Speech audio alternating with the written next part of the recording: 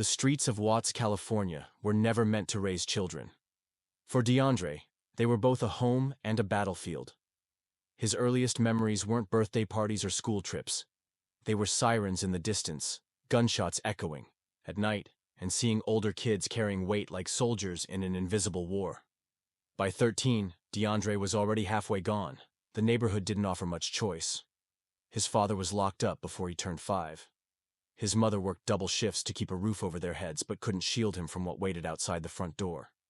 By the time most kids were worrying about grades, he was learning how to survive, how to hustle, how to fight, and how not to cry when another name got added to the mural on the corner. But there was one thing that always pulled him away from the madness, even if, just for minutes at a time: music. Late nights spent tapping rhythms on a table, penning verses on the back of old homework sheets, watching YouTube tutorials on beat making. While others carried guns, DeAndre carried bars and beats, and the desperate hope that maybe, just maybe, there was a way out. The older he got, the more the lines blurred.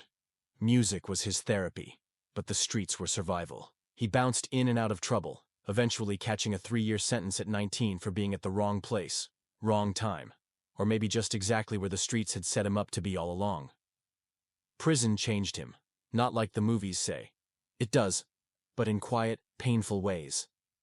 Watching grown men wake up every day with no future, no plan. Realizing that the very system designed to rehabilitate was just another cage. And realizing most importantly, no one was coming to save him.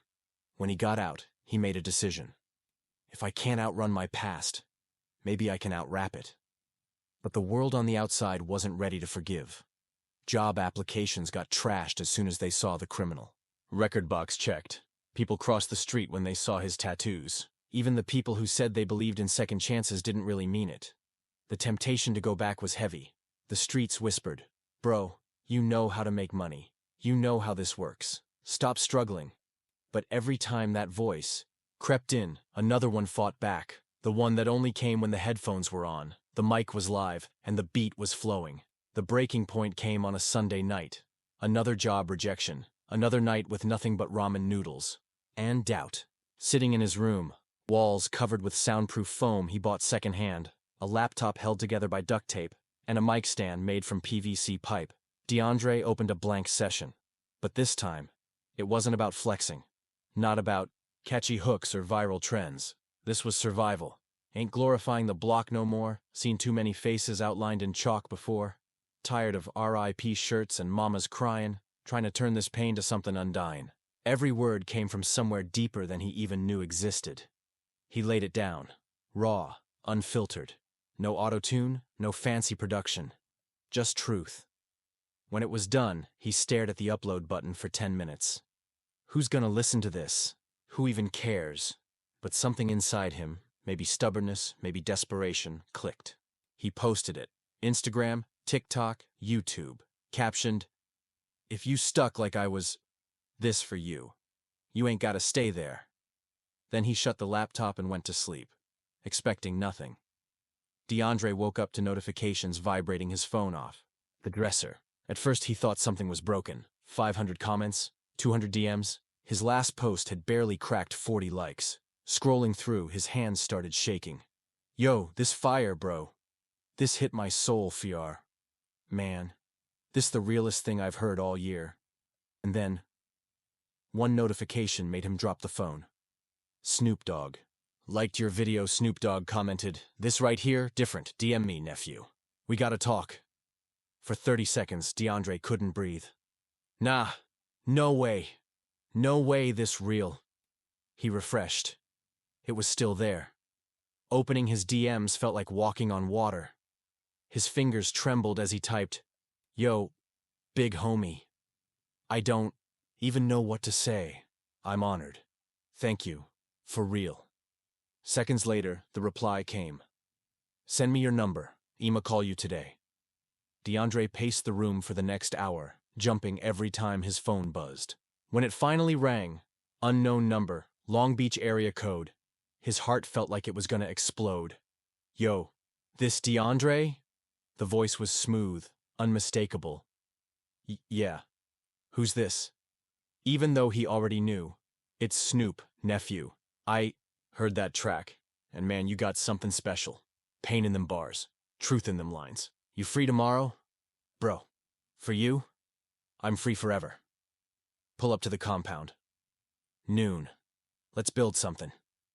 Snoop's compound wasn't just a studio. It was a museum of hip-hop history. Murals of Tupac and Nipsey stared down from the walls. Lowriders glistened under the California sun. Platinum plaques covered every inch of space. Snoop greeted him like family. No security check, no Hollywood handshake, just a dap and a hug. Aye, there he is. My guy. Welcome to the doghouse. Inside, the energy was heavy but comfortable. Laughter echoed from the kitchen. Beats rumbled from the studio. But when they sat down in the main control room, Snoop's tone shifted. Look, nephew, I get cats in here every day trying to spit bars. But what you dropped, that was something different.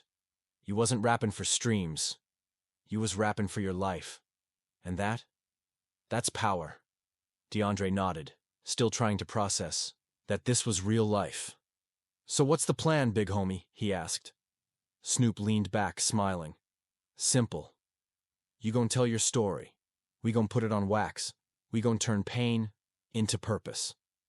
What started as one song turned into an entire project. DeAndre lived in the studio for weeks. He slept on the couch, ate whatever was in the fridge, and recorded like his life depended on it. Because it did. Track by track, the story unfolded. Caskets and chalk. The pain of losing childhood friends. Mama's tears. The weight of watching his mother cry over him. Legacy over survival, breaking the generational curse. Pain don't own me. The anthem of his transformation. Snoop wasn't just producing, he was coaching, guiding, reminding DeAndre that what he was building was bigger than rap. Every bar you spit, somebody gon' feel it. Somebody gon' change because of it.